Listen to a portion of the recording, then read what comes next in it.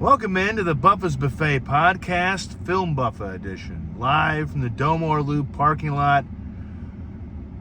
Fancy Bitch Coffee has been acquired, a burrito has been acquired, and now I'm going to do a quick review of the Bob Odenkirk film, Normal. I almost said Nobody, but it's by the writer of Nobody and John Wick, Derek Kolstad, and a story by Bob Odenkirk himself.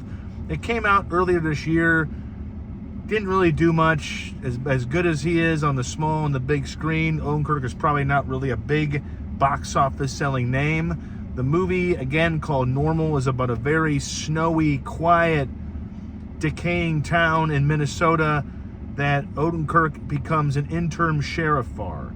And he's an interim sheriff because there's something in his past that has kind of been hurting him. He used to be very sure of himself. He used to be a very good sheriff, and now he's kind of passing through life with his soul kind of not really intact. His wife is not talking to him. He's kind of in a new town that's got some quirks to it. The mayor is played by no other than Henry Winkler, and everybody, even the deputies, everybody's just acting a little weird.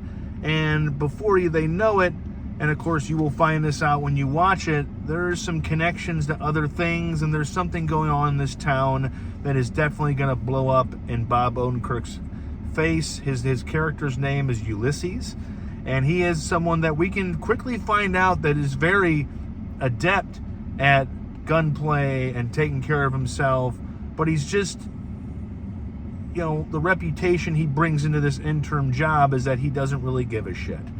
But the problem is that he used to give a shit. And so the movie shows us a guy, a hero, who is kind of slowly trying to find himself after a very traumatic accident happened in the past on the job that kind of messed him up. And the movie is 91 minutes. It's directed by Ben Wheatley, who hasn't really done a lot you would know about other than the Jason Statham sequel called The Meg 2.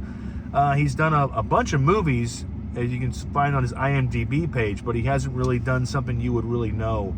But he frames this up, and since it is written by Derek Kolstad, who did write and create John Wick and did create Nobody for Bob Odenkirk, and he brings a lot of his Nobody kind of feel and aesthetic to this movie, where Odenkirk is not exactly a different form of John Wick. He's not beating everybody up, but he can handle himself, and he can handle a weapon. And when the chips are down, the shit hits the fan, Ulysses can lead a charge. And what happens is not what you're going to expect. I don't want to spoil it.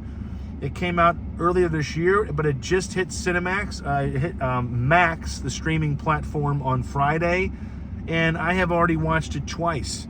That's how good it is. This is my kind of movie. Maybe it's just because it's based in a snowy town that I'm just really craving it right now, because I'm currently in a very hot St. Louis, a very hot St. Louis summer, craving the winter. I'm a winter baby. I'm a blizzard of 82 baby, so maybe I'm just looking at this setting in this movie and going, it's so nice. But it's one of those movies where all the characters, all the actors fit the roles. It's not too long. Lena Headey, who played in 300 and a handful of other movies, has a nice little role in it. The brother-in-law from Nobody, his name was Charlie in that movie, and when he kind of egged Bob Odenkirk's hutch on, like, hey, man, you need to defend your household better, and he gives him that gun, and he's just kind of a twerp. He plays a deputy in this movie. So you'll notice some faces, but mostly this is the Bob Odenkirk show. He's just so good. He gives this movie, this role, depth that, look, I was talking about the other day, Jason Statham doesn't have to change, but if Statham would have played this role, it would have been way too obvious. We know that he's going to get through.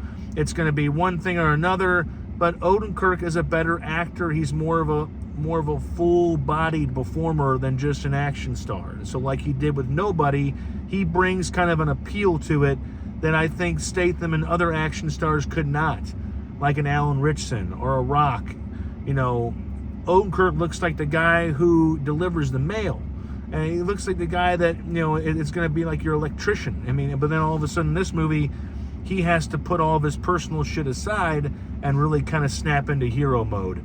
And it's pretty entertaining. I mean, this movie, about a third of the way in, about 40 minutes in, it pops off and it doesn't stop for the next 50 minutes. So highly recommend it. I've already watched it twice. I'll probably watch it again. This is the kind of movie that I just watch.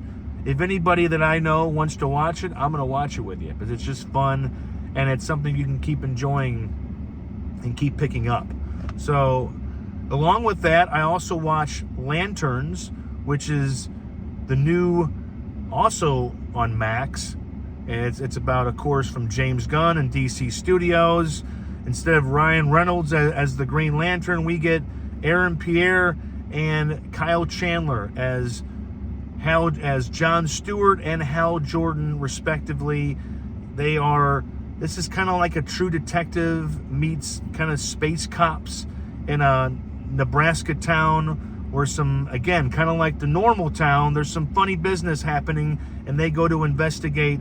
And they have that back and forth like McConaughey and Harrelson had, like Danny Glover and Mel Gibson had in Lethal Weapon. They're both very good. Aaron Pierre, of course, was in the great Netflix movie, I think it came out last year before, called Rebel Ridge.